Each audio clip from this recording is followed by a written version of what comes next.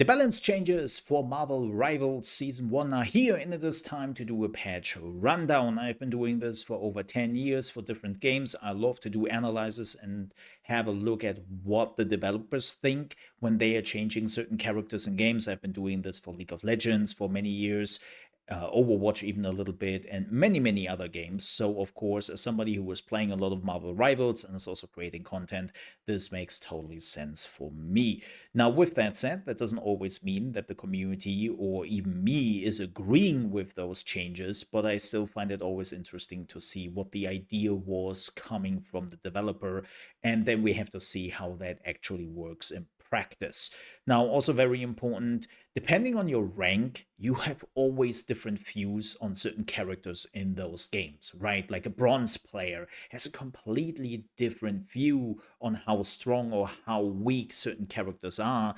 And the same goes for people, let's say, in Diamond. They have a completely different perspective on this. But what is also very important to note here is that Marvel Rivals is relatively unique in how they can do balance. Of course, the first one is that they can just adjust the numbers on the characters, and that's exactly what they are doing. The second one is that we have the team up abilities, and by changing those, you can buff or nerf quite a bit of characters in this game, and that's also what we will talk about here in this video. The third one is not unique to Marvel Rivals, and we have seen it in other games, is adding more characters. And we are getting 4 new characters in this season in total, which is quite a bit. Like, I have seen games who wouldn't do balance adjustments to a game because, well, they just added 1 new character, and we are getting 4. So even though some of those changes might seem quite minor, this is a pretty big deal. So enough talk, let's get right into it. Now let's talk about the adjustments, and we are starting with the Vanguards. Keep in mind I will read all the changes and then I will talk about what the reason behind this was. The first one is Captain America reduced the delay time for shield restoration after releasing Living Legend from 3 seconds to 2 seconds, reduced Liberty Rush cooldown from 12 to 10 seconds, increase base health from 650 to 675, reduce the energy cost for releasing Freedom Charge, aka the ultimate ability, from 3,400 to 3,100, reduce the additional health provided per second to self after releasing it from 110 to 100. So the biggest problem for Cap right now is he doesn't really have the survivability to jump into enemy groups. And what I mean with that is he can jump in, he can create a lot of chaos, but then a lot of cooldowns and a little bit of extra health is preventing him from getting out there alive. And they are just better heroes to do that, like Venom or, well, especially the Hulk, right? The Hulk is right now one of the best disruptive vanguards in the game because he has all of that. And this is what they are trying to do now. They're giving Cap a little bit more health. The Liberty Rush is his jump, right? They are now reducing the cooldown to 10 seconds.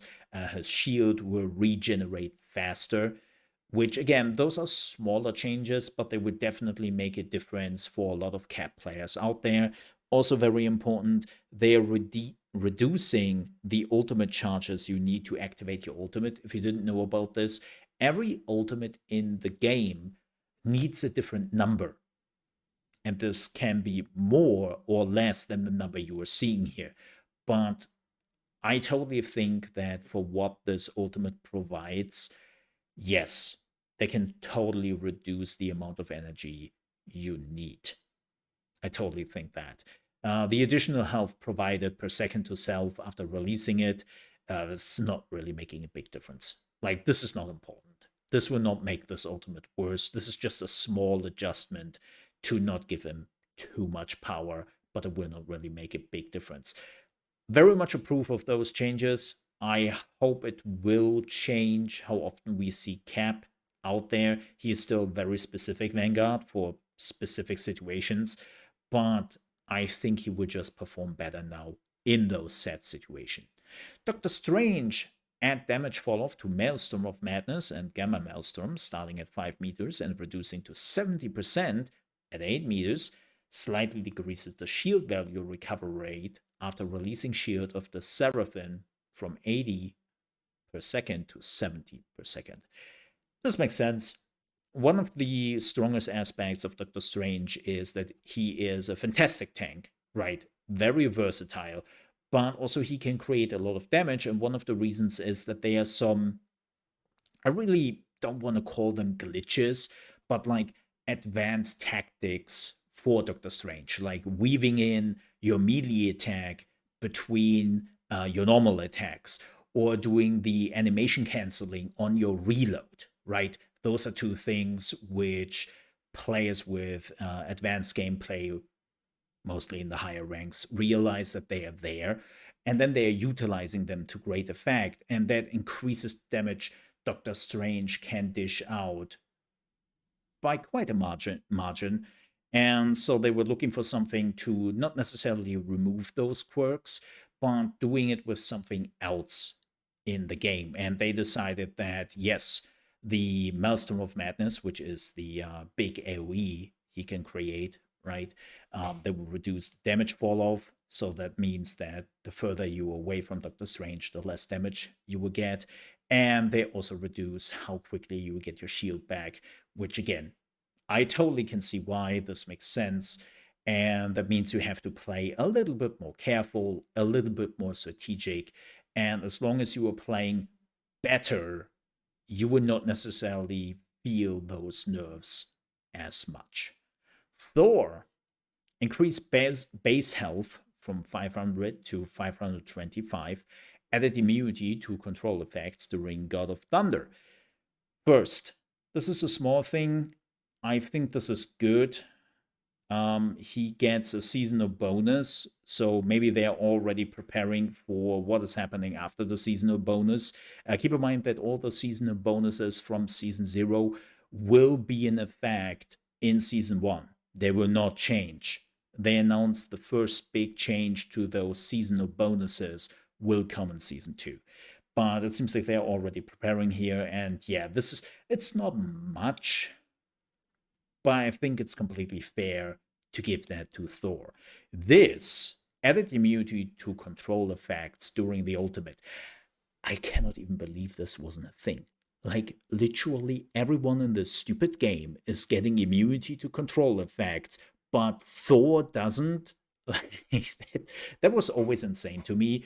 And the first time I figured that out with Penny was like, wait, what? So, yeah, thankfully they're adding this now. This is all just adjustment with a very, very slight buff. And it's a good one. Does that mean we will now see more Thor? Not more than we already do, depending on which rank you are playing in. But I would say in the higher levels, we will see maybe Thor a little bit more often. We will see about that. Hulk reduced the indestructible guard gamma shield value from Hero Hulk from 250 to 200. It's alright. It's alright. Like, I know some people who always thought that the indestructible guard gamma shield was making Hulk invincible, which was not the case. The value was just very high. And now with 200 points, we will actually see some more people maybe trying to destroy the shield instead of just waiting for it to run out, right? That's what most people did. So this doesn't really change anything regarding Hulk. Hulk is still very strong. The team up he is providing is insane. So I don't really see Hulk going anywhere with those changes. Like, he is still very, very strong. Venom increased the symbiotic resilience bonus health ratio gained per lost health point from 1 to 1.2, increased the base damage of Feast of the Abyss, aka the ultimate ability, from 40 to 50. So this is rather funny to me.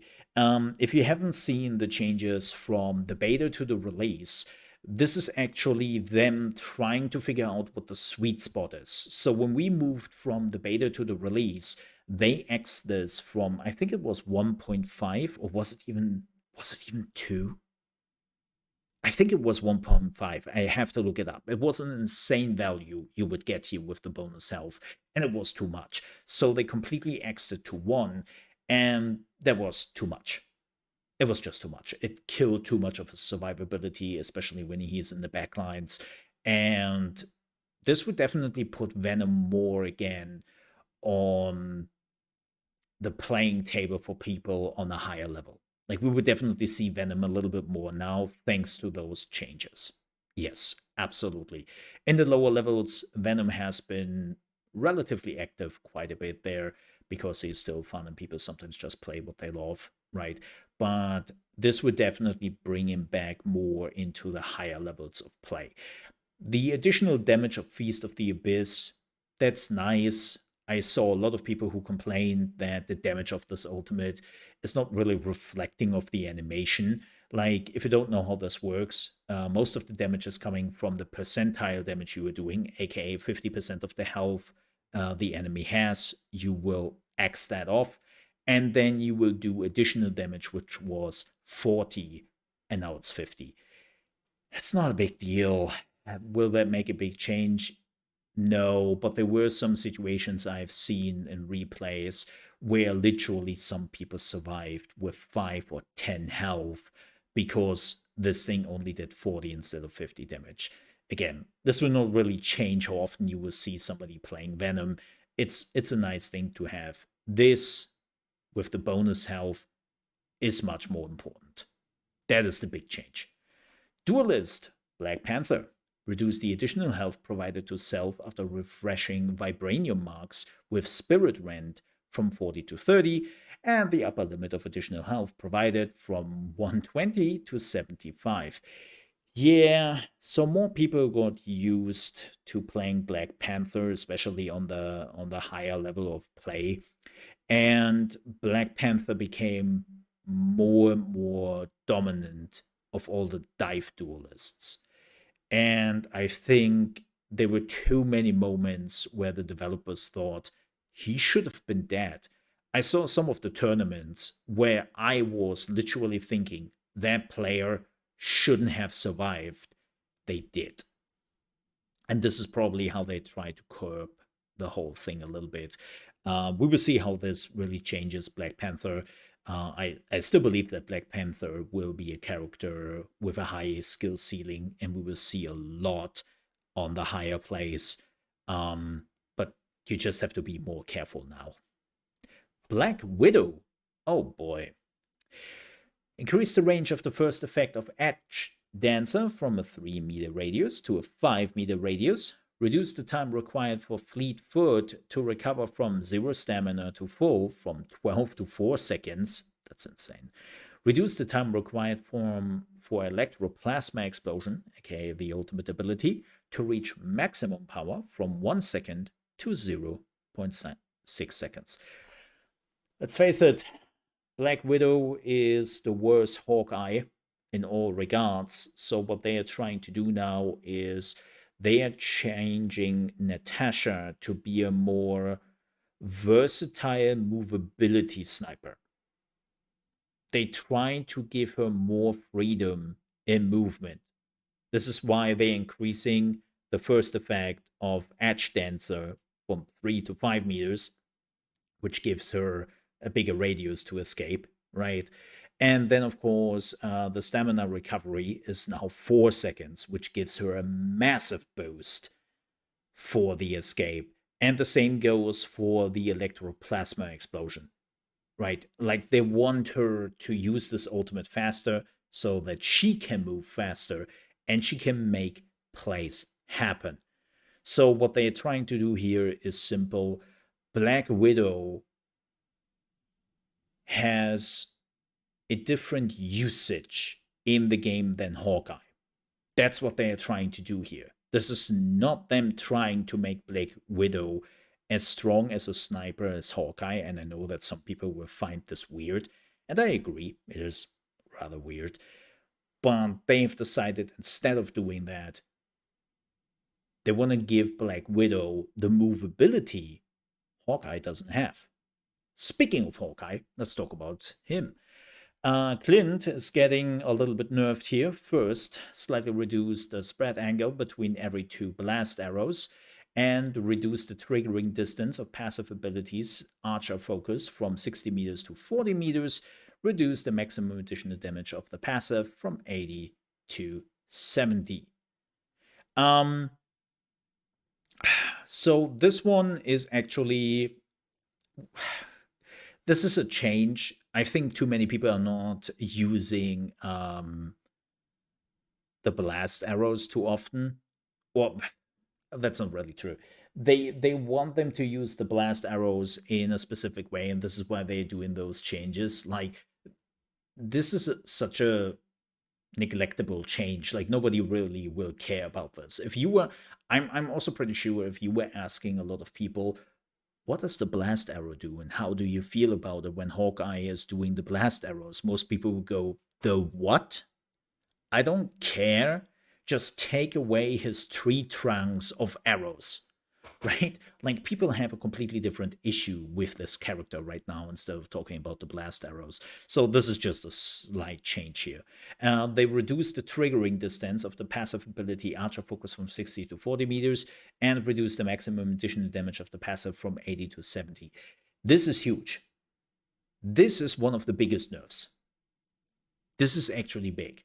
So if you don't know how really Hawkeye works, besides of his damage is huge, Hawkeye has a passive which he has to be in range of the enemy, and you see that when you have his point of view. You see this little icon in the middle going up, right? So that means when he is in the range of enemies and he is aiming at them, that is going up.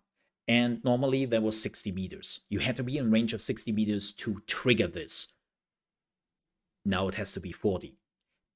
That is a huge nerf in how much you have to put Hawkeye into a dangerous position to get that passive going. And what the passive does is it actually gives him more damage the more you're building it up. So before that, it was an 80 plus damage. Now it's only 70. That's still quite a bit, but it will at least not feel as one-shotty as it was before.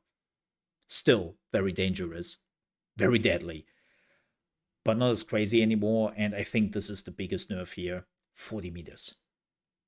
Like, you have to put now Hawkeye into some relatively dangerous positions. And we will see Hawkeye dying much more often. He is not as safe anymore as he was. And I think that is a good change. I really think that's a good change. Heller reduced base health from 275 to 250. Okay. This is a minor change, and you will see the reason for that. You might think, what? Base health? Yo, that was never a problem on her. It's the damage. Yeah, you will, again, you will see when we are getting to the team-ups. This is not the only nerf she got. Like, yeah. Her ultimate is still very strong. We will still see Heller. We will still see Heller getting banned sometimes. I don't think that will go way in the higher place. But they definitely nerf her significantly. And this is just a small change, but we will get to that when we are getting to the team-ups. Magic, increase Umbral incursion damage in Darkchild from 115 to 135. Small change. A lot of people have complained, though, that Magic feels weaker when she is in her Darkchild form because everything is, like, slower. I don't know if this is just a wrong feel. I've never done the test on it. I've never looked too much into it, but I definitely heard some people saying that it feels that she is not getting enough power when she is in Darkchild form to justify using the ultimate. So this should help her a little bit at least. Moon Knight increases the number of talents generated by Hand of Khonshu, ultimate ability, from 10 to 14. Increase the explosion radius from each talent from 4 meters to 5 meters. Oh, great, because, you know, if there's one thing Moon Knight was missing was more AoE damage. No, I get it. Like, the problem with the Hand of Khonshu is hit or miss. Like, too many moments. You could eradicate a whole team with it. On the other hand, too many moments where nothing happened. where everyone was just like, oh, Moon Knight used his ultimate. Did somebody notice? Somebody got hit? No, everything is fine. Okay, cool. Like, yeah, I can see that they want to make this more devastating. Like, they really try to give him this ability to keep people away from a specific area of the map. Like, you are supposed to fear this ultimate and not just stand there and go, oh shit, I survived. I didn't get hit. Ha, lucky me, I guess.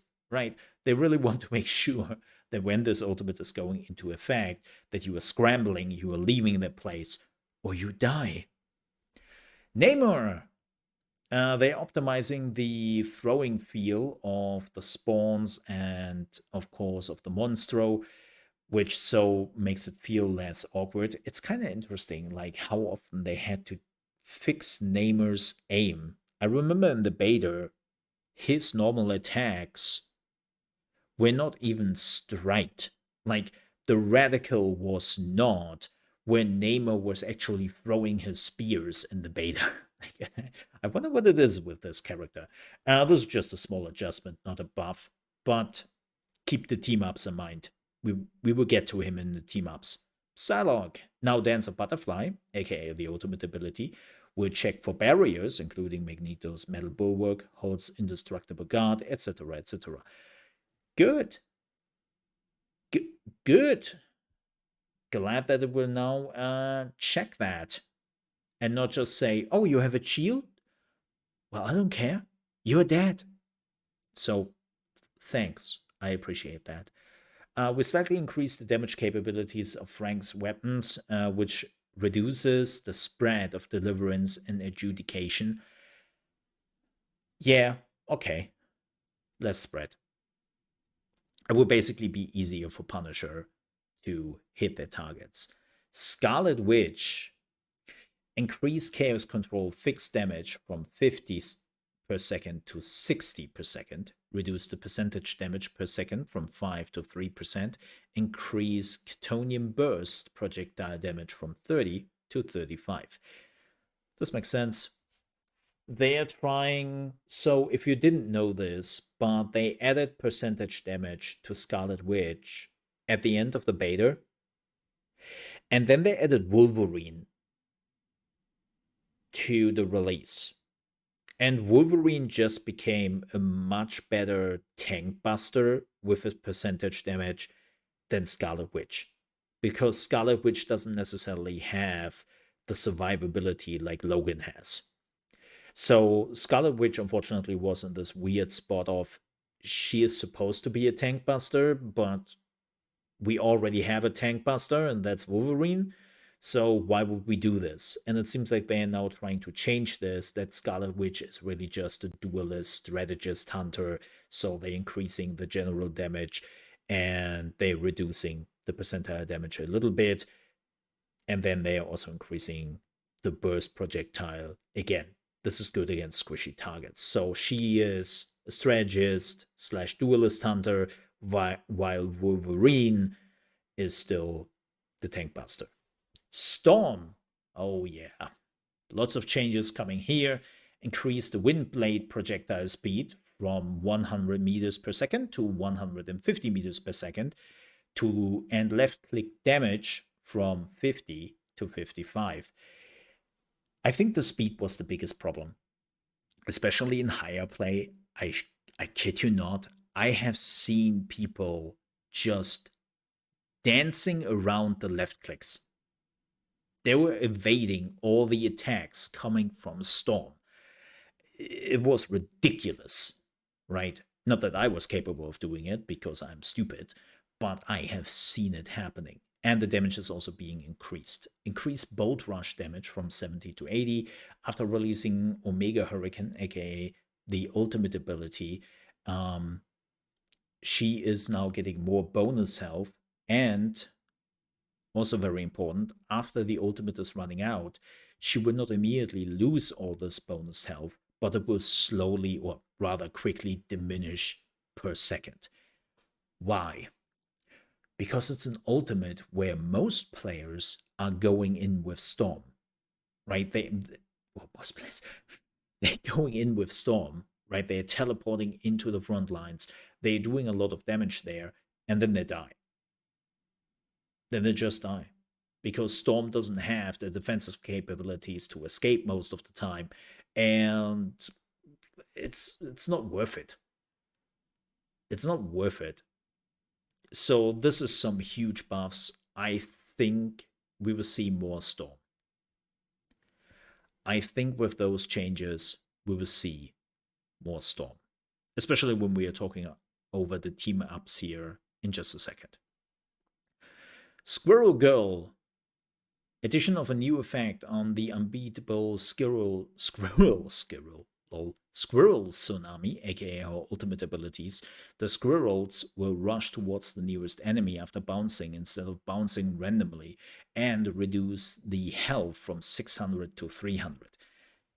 People will see this as a nerf, and it is, but it makes sense because before this, I have seen moments where she used her ultimate and she didn't hit a single enemy with it. Now they have like a homing capabilities, and there's a pretty big chance that you will actually hit enemies. This is why they are lowering the health that much, because they want people to have a chance to fight back against this ultimate. So this makes absolutely sense. Winter Soldier increased the bonus health provided by Bionic Hook and Tainted Voltage from 30 to 40, increase Otterstern's projectile damage from 70 to 75, reduce the area damage from 70 to 65, and reduce damage decay from 65 at 40 meters to 60, increase base health from 250 to 275. They explain it here pretty well what they are trying to do. They want to lower his long range combat strength, and for that he has to get closer, but they want to make him stronger in close range combat and give him more survivability. And that's exactly what is happening here. They're basically just shifting his long range power to close range power and make him a little bit more sturdy for that. It's a lot of like number changes to make this happen. Wolverine increased base health from 300 to 350, reduces damage reduction ratio, though, provided by Undying Animal from 50 to 40%. This is also a slighter change to what they want Logan to do. So they want to give Logan a higher level of survivability in general, so that he doesn't have to rely on the damage reduction, right? So more health, which also means that healers have to do their job, right? But you also have a chance to kill him faster than through the passive. Like there's a lot of like small math involved here. If you're like, I don't fully understand what do you mean by that? Just think about it this way. Logan has more health, but gets more damage without the Undying Animal. And that just changes how he gets damage and how he is killable. For you as somebody who plays Logan, and for somebody who plays against Logan, not much will change here. He will have a little bit of more health though, because 50 health is quite significant. Strategist! Cloak and Dagger. Reduce Dagger Storm cooldown from 15 to 12 seconds. Increase the number of dashes in the Eternal Bond, aka the ultimate ability, from 3 to 4. So this is a little bit of a weird one, I have to admit, because I didn't feel like Cloak and Dagger needed too many buffs, really, especially not when it comes to healing. I always thought that Cloak would be a bigger problem than Dagger is, but it seems like the developers saw that differently. So this is her AoE heal, 12 seconds. That's quite a bit, and I assume that they will probably put it on a similar level to the Invisible Woman, maybe? We will see about that. Like again, the whole thing is a little bit weird. Increase the number of dashes from 3 to 4. Like the ultimate was already strong. I think the biggest problem is in the lower levels that, well, people are just not standing in the ultimate. And the ultimate is sometimes tough to see. Like for me, I have even moments where the ultimate is like kind of disappearing, and I just know that I put it there and I can get the healing. But too many of my groups don't see it and they're not standing in it. So, but an extra dash is not changing that. So again, a little bit weird, but cool, I guess. Jeff, the land shark, adjusts its Jeff, aka the ultimate ability, range from a 10-meter sphere to a 10-meter radius and 5-meter high cylindrical spell field, increase the healing of Joyful Splash from 140 per second to 150. So this first one is not a nerf, it's an adjustment. It's to make it more like what people expect. Like so many people see the ultimate of Jeff, they are trying to go upwards, right, and try to evade it. Or sometimes even when you were like outside of the animation, you are still inside the ability itself and you are getting swallowed up. This is another problem like Penny has. I made a video about it where basically the animation does not really line up with the actual size of the spider web. And Jeff had the same problem. So, but for Jeff, it's much more complicated because the ultimate is so strong that they really had to adjust it. And this makes sense. Increase the healing. Yes, I can see this because it's kind of hard for Jeff to do its healing sometimes. It's really interesting. Like Jeff can have a lot of healing, and then there are moments where his healing just doesn't do it. So right now, I would even go so far to say that Jeff is being played mostly because of his ultimate and not necessarily because his healing is so strong. And they want to shift that a little bit more. But we will see how that plays out. Lunar Snow increasing the interval of switching between healing and damage and fate of both worlds from 0.1 seconds to 0.5. I get it because I have seen enough players who are just swapping like crazy between the damage buff and the healing, and they can basically make it so that both are all the time active. Now they have to make some bigger choices here, or at least it's not all the time active at the same time, right? But I don't think this will fix the ultimate issue with Lunar Snow. I this is my personal opinion here completely, but I think that ultimate is lasting too long. For what it does, it's just lasting too long, you know. But we will see how that goes. Mantis reduce nature's favor, aka the passive, from the movement boost from 2.5 meters per second to 1.5 meters per second. Yeah, like the problem with Mantis is she is already good in nearly everything she is doing, and they want to take away a little bit of her movability, which again makes it feel like Mantis can be everywhere on the map at the same time, and they're trying to fix that here. It will not take away of like how many people are actually playing Mantis. Like Mantis is still the choice, right? Rocket Raccoon increased the healing of repair mode from 16 per second to 70 per second. This is nice for AoE healing and how that works. So for a lot of people who don't know how the healing works, I will actually make a video of this at some point. But funny enough, the healing of Rocket Raccoon is basically weaker when you have to heal multiple people, and is stronger when you only have one target. So they're trying to adjust that a little bit, it seems, but it doesn't really make too much of a big difference. Well, sometimes you had the feeling that you cannot heal against like even the slight damage enemies um, dealing to your teammates. So yeah, I can see this. This will help. This will help.